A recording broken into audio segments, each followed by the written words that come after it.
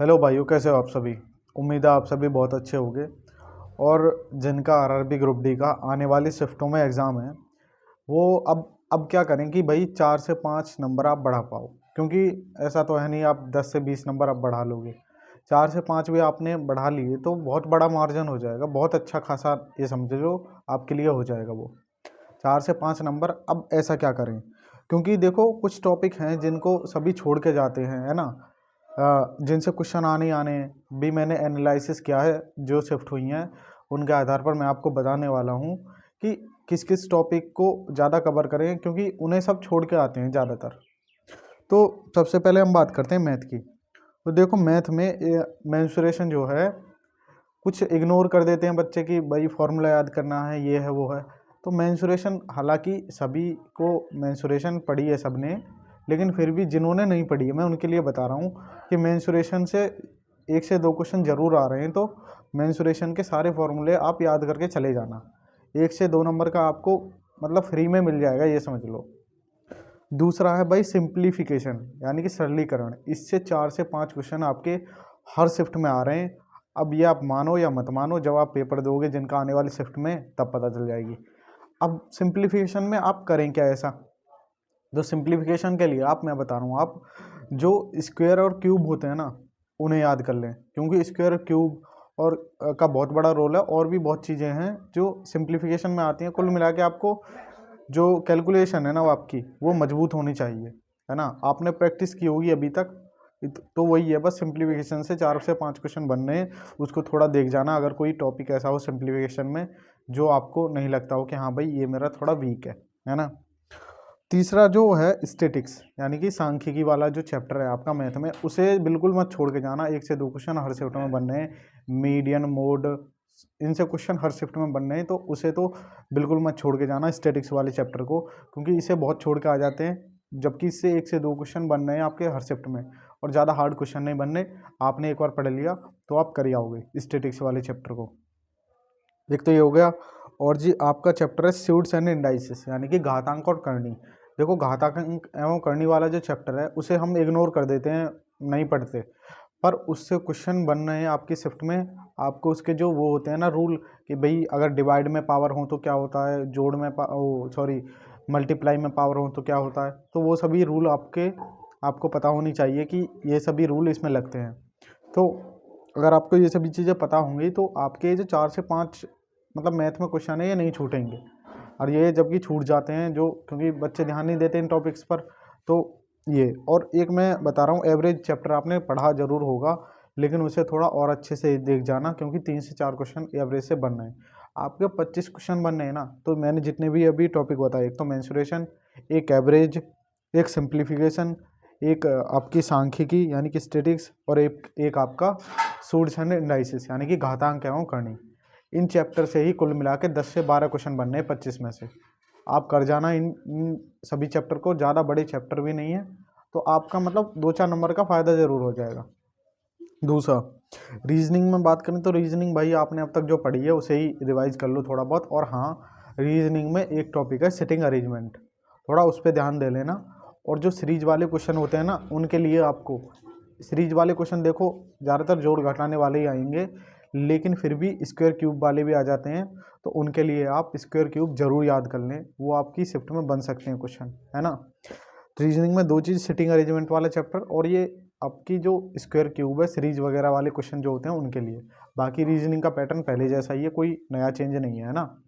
और और क्या, रीजनिंग हो गई आपकी सिटिंग अरेंजमेंट से, क्योंकि 4 से 5 क्वेश्चन आ रहे हैं, वो जरूर करना है आपको। बात रही थर्ड टॉपिक है हमारा जीके। हमारा थर्ड सब्जेक्ट जो है जीके हमारा, उसमें आपको पता ही मेनली करंट अफेयर आ रही है। तो करंट अफेयर के लिए मैंने एक अलग से वीडियो बना दी है, फिर भी मैं आपको बता देता हूँ तेजी कि करंट अफेयर में आपको जो है स्पीडी की जो, क्योंकि इस टाइम पे आपको टीचर से नहीं पढ़ना, कोई फ़ायदा नहीं है। जो स्पीडी की पिछले 5-6 महीने की जो वन लाइनर होते हैं ना पीछे दिए होते हैं बुक में, उन्हें आप जल्दी जल्दी जल्दी जल्दी रिवाइज कर लेना। उससे बेस्ट तरीका नहीं है। अगर आप अब टीचर से किसी से पढ़ने बैठोगे तो कोई फ़ायदा नहीं होगा, और खामखा में आपका टाइम बर्बाद होगा। और करंट को मैं बता रहा हूँ इतना टाइम मत दो, क्योंकि जो मेन स्कोरिंग सब्जेक्ट है ना आपके वही हैं 3 अदर जो हैं। जीके में कोई भरोसा नहीं है कि आप कर ही आओ, 100% आपने पढ़ी हुई है, लेकिन फिर भी पढ़ना ज़रूर है आपको, ताकि 1 से 2 क्वेश्चन आपका ज़्यादा फंसे। तो करंट अफेयर के लिए मैं बताऊँ, पिछले 6 महीने के करंट अफेयर कर जाना, पढ़ जाना। अगर किसी ने नहीं पढ़ी है तो एक बार उसमें से निकल जाना। जो स्पीडी के पिछले 6 महीने के जो वन लाइनर होते हैं ना, पीछे दिए होते हैं उस बुक के, उसमें से निकल जाना, आपको बहुत फ़ायदा होगा। 5 से 6 क्वेश्चन वहाँ से आपके बन जाएंगे। और जी बात करें अब साइंस की, तो साइंस देखो, साइंस का जो लेवल है ना वो मॉडरेट और इजी है ही, ज़्यादा हार्ड साइड नहीं है, मतलब कि ज़्यादा टफ आ रही है, मीडियम मान लो, मॉडरेट साइड में है साइंस का लेवल भी। तो उसमें आप क्या कर सकते हो, देखो 25 क्वेश्चन है, तो अब आप क्या करो, उसमें जो मेन टॉपिक हैं, एक तो बायोलॉजी के कुछ टॉपिक हैं, जैसे कि सेल वाला, हर शिफ्ट में क्वेश्चन, रिप्रोडक्शन हर शिफ्ट में क्वेश्चन, और भी 1-2 टॉपिक हैं, मतलब बायोलॉजी में जो मेन टॉपिक हैं, और जो ह्यूमन के बॉडी पार्ट हैं, है ना, जितने भी रेस्पिरेटरी सिस्टम है, एक्सक्रीटरी सिस्टम है, जितने भी हमारे सिस्टम है, उनके बारे में पढ़ जाना, इनसे क्वेश्चन बनने हैं, है ना। और 2 टॉपिक जो मैंने फेवरेट बताए, एक तो सेल और एक रिप्रोडक्शन, हर शिफ्ट में क्वेश्चन बनने हैं। ऐसे ही फिजिक्स में मोशन, फिजिक्स में वही 9th-10th की बेसिक फिजिक्स आ रही है, ज़्यादा टफ नहीं आ रही है कि आपको हवा निकाल ली है, वो ऐसी नहीं है।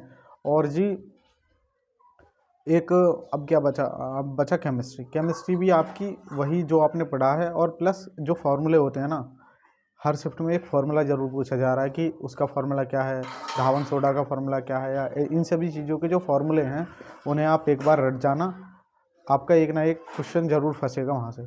तो साइंस में जो अब तक आपने पढ़ा है उसे ही रिवाइज़ करें, कुछ नया ना पढ़ें। अब मैं आपको कोई टॉपिक नहीं बता रहा कि इन्हीं टॉपिक को पढ़ें, जो आपने पढ़ा है, जो भी पढ़ा है उसे ही रिवाइज़ करें, ज़्यादा भागने के चक्कर में ना पड़ें। बस करंट अफेयर में 5 से 6 महीने का वो जो है वन लाइनर, उसे पढ़ लें। अब मैं आपको ये और बताने वाला हूँ कि अब भाई जिनका आने वाली शिफ्ट में है, कि वो कितना कितना स्कोर सोचें कि भाई इतना मुझे पेपर में अटैम्प्ट करने हैं।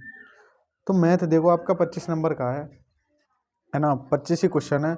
आप सोचो मैथ में 19 क्वेश्चन आपको निकालने हैं, 18 से 19 क्वेश्चन आपके निकलने चाहिए हर हालत में। ये निकलने का मतलब है इतने सही होने चाहिए आपके।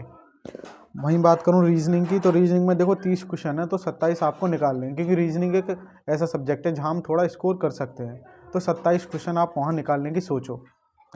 वहीं बात करें जीके में, तो जीके में देखो 20 नंबर की आपकी 20 क्वेश्चन है, 20 नंबर के जीके जो है, उसमें आप सोचो कि मुझे ज़्यादा नहीं तो 8 क्वेश्चन आपको निकालने हैं, 8 निकालने पड़ेंगे आपको, कम बढ़ती थोड़ा बहुत, इतने निकालने पड़ेंगे 8 के आसपास। और वहीं बात करें साइंस की, 25 क्वेश्चन है, आप सोचो कि मुझे 17 के क्वेश्चन के आसपास निकालने हैं। ऐसे कट पिट कर होने चाहिए, इतने ऐसा नहीं इतने आप अटेम्प्ट कर रहे हो, है ना, कट पिट कर आपके इतने नंबर आने चाहिए। तो ये आपके 19 मैथ में, 27 रीजनिंग में, जीके में 8 के आसपास, और जी साइंस में 17 के आसपास। तो ये आपके टोटल जो है 71 नंबर बन गए। इतने नंबर मैं बता रहा हूँ आपके लिए हर जोन में ज़्यादातर सेफ बैठ जाएंगे। इन पे ±2 कर लेना, क्योंकि फिर आपको थोड़ा बहुत नॉर्मलाइजेशन भी मिलेगा। तो इतने नंबर आपके जनरल वालों के लिए भी सेफ़ हैं। वहीं बात करूँ मैं ओबीसी के लिए, तो 69 ±2 इतना सेफ़ है ओबीसी वालों के लिए जो करके आ रहे हैं। और जी वहीं ईडब्ल्यूएस की बात करें तो 66 ±2, एससी के लिए 62 ±2, और एसटी वाले जो हैं उनके लिए 60 ±2। इतने नंबर आप सभी के लिए सेफ़ हैं। जनरल वालों के लिए दोबारा बता देता हूँ, 71 ±2, ओबीसी वालों के लिए 69 ±2, ईडब्ल्यूएस वालों के लिए 66 ±2, एससी वालों के लिए 62 ±2, और एसटी वालों के लिए 60 ±2।